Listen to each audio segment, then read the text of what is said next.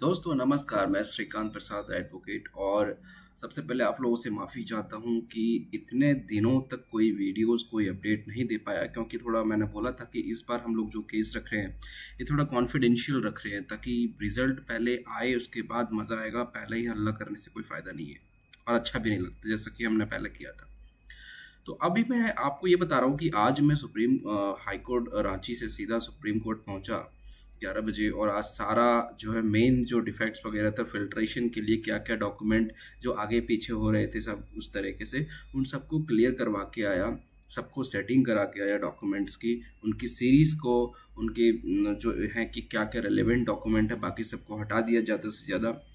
तो हम आपको वो बताएंगे और उसके बाद आज बताएंगे कि कुछ ऐसी चीज़ें हैं जो इन द मीन वाइल हमने रिसर्च किया है कि सुप्रीम कोर्ट में इस तरह के जब सर्विस मैटर्स आए थे, जहाँ पे कट ऑफ डेट के बाद और कट ऑफ डेट के पहले वाले इश्यूज थे सर्टिफिकेट्स को लेकर के अलग अलग मतलब पोस्ट्स में, उसमें सुप्रीम कोर्ट ने क्या क्या हेल्ड किया है और हमारे को भी इससे बेनिफिट मिलने वाला है। तो ये सब चीज़ें मैं बताने वाला हूँ। देखो, सबसे पहले तो जो है मैं आपको ये दिखा देता हूँ। ये आप देखिए, ये हमारा जो है दिल्ली हाई कोर्ट का पिटिशन था। ये जो हाई कोर्ट में हमने डाला था वो वाला पिटिशन है, रिट पिटिशन।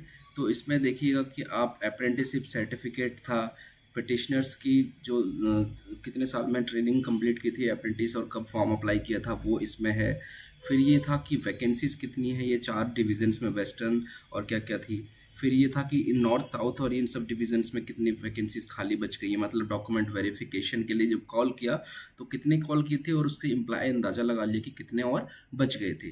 फिर ये 10 अगस्त और ये जो है 13 सितंबर वाले जो फॉर्म लिंक है कि कितने फॉर्म्स टोटल सबमिट्स हुए थे, 17,981 हुए थे टोटल सबमिशन। तो 2,753 जो है फॉर्म नहीं हुए थे। मतलब अगर ये भी मान लें कि इतने एक एक बच्चे ने फॉर्म भरा है तब भी 2,753 सीसीए की सीट्स में मतलब जो है खाली है।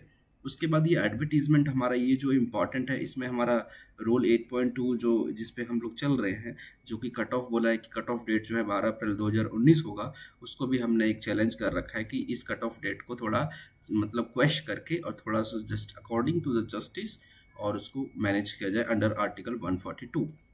अब ये है 7 अप्रैल 2022 का, जहाँ पे इन्होंने एक्सटेंड किया था ईडब्ल्यूएस सर्टिफिकेट्स की वैलिडिटी कि ईडब्ल्यूएस सर्टिफिकेट 12 अप्रैल 2019 के बाद भी, मतलब जिस दिन आपकी ज्वाइनिंग है उस दिन तक का भी अगर सर्टिफिकेट्स है तब भी आप जो है इसको कर सकते हैं। जी, इसमें 7 अप्रैल 2019 में निकला था और इसमें चीज़ें भी नहीं थी कि कैसे कट ऑफ डिटरमाइन किया जाएगा, मार्क्स कैसे किए जाएंगे। ठीक है, ये है हमारा, जिसमें ये पंगा था कि आप लोगों को जो कि 12 अप्रैल 2019 के एक साल, मतलब उस तारीख के एक साल के पहले जो एडमिशन ले चुके थे उनका भले ही ट्रेनिंग कंप्लीट हुई हो ना हो, लेकिन मान लिया गया था कि उनकी ट्रेनिंग कंप्लीट है। और ये इस नोटिफिकेशन 8 दिसंबर 2021 को आने के बाद उसको मान लिया और उसको भी एलिजिबल किया गया था सर्टिफिकेट्स के लिए, भले ही उसके 12 अप्रैल 2019 के बाद के सर्टिफिकेट्स हैं, मतलब अपीयर हो चुके थे एग्जाम में, ये वाले कैटेगरी में आते हैं। ठीक है, ये हम लोगों ने जो हाई कोर्ट में डाला था, हाई कोर्ट में जो ऑर्डर आया था सबसे पहली बार कि विद इन 4 वीक्स जो करना है यहाँ से क्लियर, उसको लेकर के मैंने ये चीज़ अटैच किया था। हाई कोर्ट की पिटिशन दिखा रहा हूँ मैं अभी आपको। फिर कंटेम्प्ट दिखाया था कि जब 4 वीक्स में इसका काम नहीं किया इन्होंने, तब हम लोगों ने कंटेम्प्ट डाला था और कंटेम्प्ट में इनको जो है वार्निंग की गई थी कि नहीं आओगे तो ऐसे ऐसे हो जाएगा। तो ये सब चीज़ें हैं। फिर पावर ऑफ ये तो सॉल्व हो गया। तो ये हमारी थी, ये तो पावर ऑफ अटर्नी हो गया, ये हमारी हाई कोर्ट की थी। लेकिन फिर सुप्रीम कोर्ट की आप लोगों को मैंने पिटीशन दिखाई थी, ये देखिए, सीसीए सुप्रीम कोर्ट। ठीक है, इसमें हम लोगों ने ज़्यादा नहीं, इसमें हम लोगों ने सिर्फ 4 अनेक्जर्स लगाए हैं। ठीक है, सिर्फ और सिर्फ 4 अनेक्जर्स। सॉरी, मैं यहाँ पे डेस्कटॉप पे खोल देता हूँ, चलो।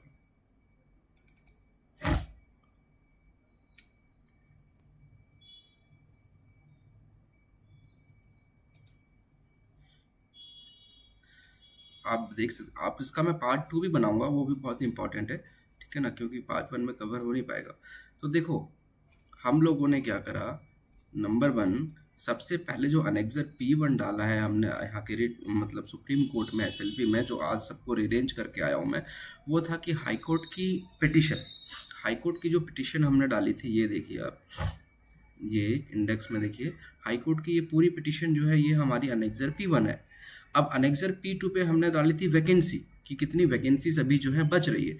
तो वैकेंसी जो हाई कोर्ट में हम लोग ने डाली थी अनेक्सर P3, अनेक्सर P4 और अनेक्सर P5, इन तीनों को मिलाकर के जो वैकेंसीज लिखी थी हमने पिटिशन में सुप्रीम कोर्ट में, उसको हमने वहाँ पर अनेक्सर P2 कर दिया है।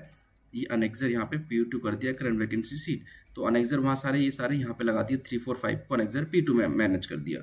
आज जो इतने मेजर चेंजेस किए हैं, बहुत रेलेवेंट डिस्कस करने के बाद मैंने किसी अच्छे व्यक्ति के साथ किया है। अनेक्सर P3 में था, इसमें हमारा गलत लिखा हुआ है अभी, ये एडवांस मतलब कॉपी नहीं है जो है, अपडेटेड है।